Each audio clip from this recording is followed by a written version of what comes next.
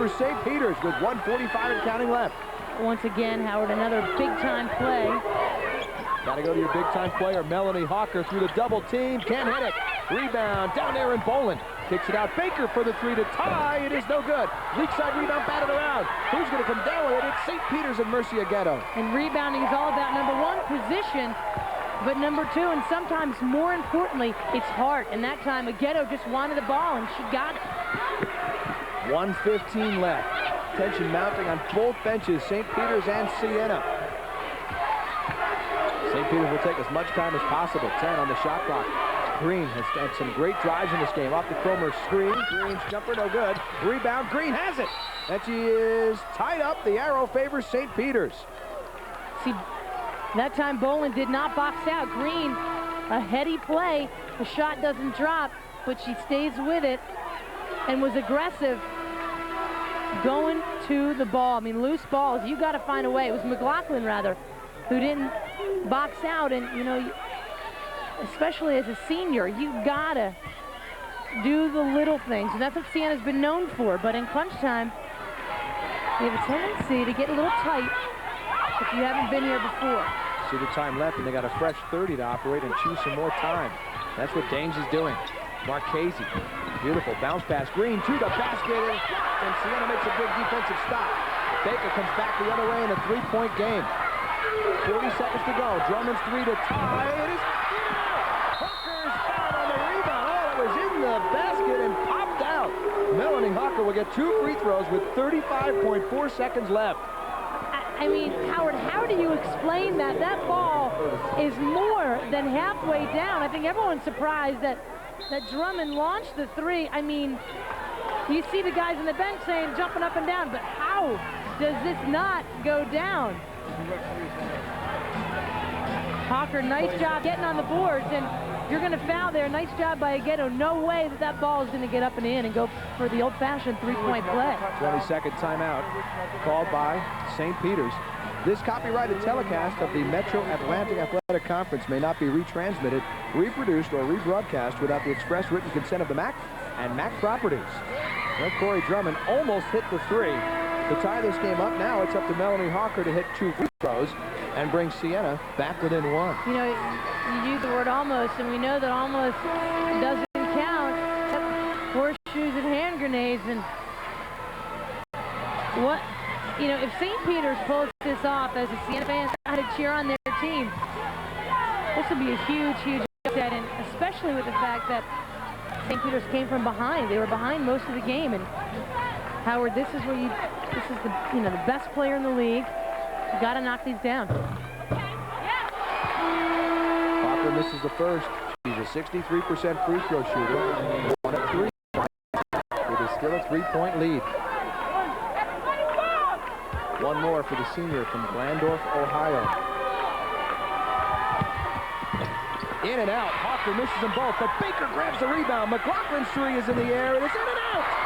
Siena with another rebound. Baker's three in the air. It is off the rim. No good. Rebound. Agato loses it out of bounds. 25.2 seconds left. That's about as close as you can get to the three. Gina Castelli telling her team, hey, look, telling her, look at the scoreboard. You don't have to get the three. There's 25 seconds left. You can play defense. Another 20-second timeout. And you know what? She's right. I mean, when that sequence started, there were over 30 seconds left of the game. You don't have to get the three right away. The thing you have to remember is that Siena has never been to the final. Right. So they're like, we got to do it in a hurry.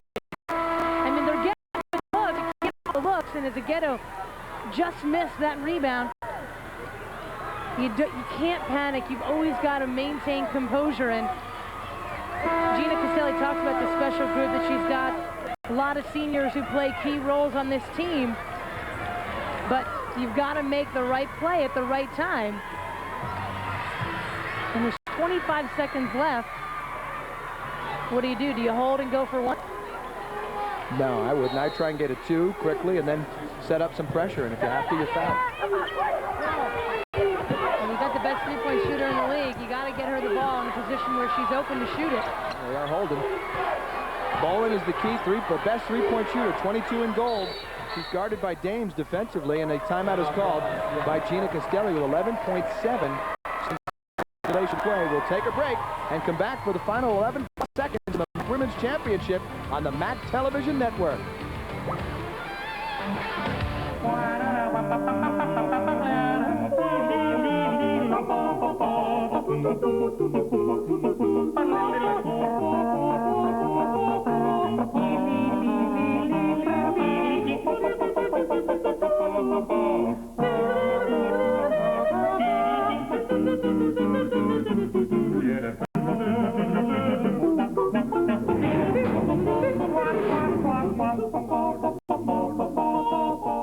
Gordon is way behind. Stick a fork in Jeff. He's done. Oh, my. What is he thinking? Holy baloo. What the heck is that? Ooh, that's gotta hurt. Well, what could possess a man to drive like that? Gotcha. He's making this move backwards. Gordon wins. We gotta get him a cup holder. Get excited next time you get behind the wheel. Get into the 99 Pontiac Grand Prix GT sedan with wide track performance, V6, and a $306 per month GMAC Smart Lease with just $306 due at lease signing. Or the redesigned Grand Am sedan, solid unibody construction, twin cam engine, lease for $2 with zero money due at lease signing. See your Tri-State Pontiac dealer by March 1st. Hurry! We sell excitement.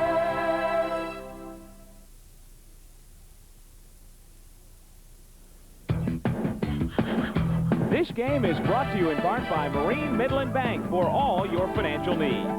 The Pepsi-Cola Company. GMAC, the GM College Grad Program, and your local Pontiac dealers. Citizens Communications, the official telecommunications company of the MAAC. Bob's Stores, great buys on brands you wear. The New York Lottery Games, hey, you never know. Chase Manhattan Bank, the right relationship is everything. Mazda, get in, be moved. And by Continental Airlines, work hard, fly right.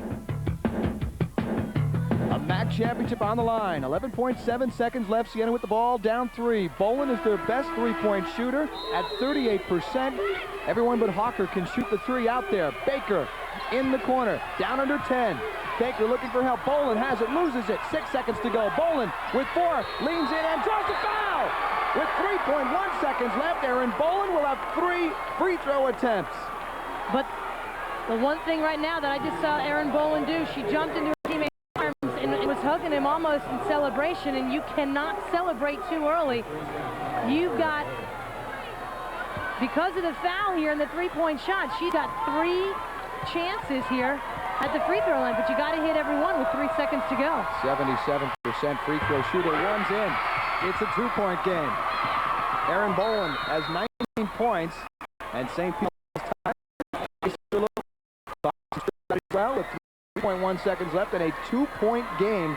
Aaron Bolin will still have to make free throws just to force the tie. And then Siena still have to worry about the remaining 3.1 seconds. Have to play defense in hopes of forcing overtime.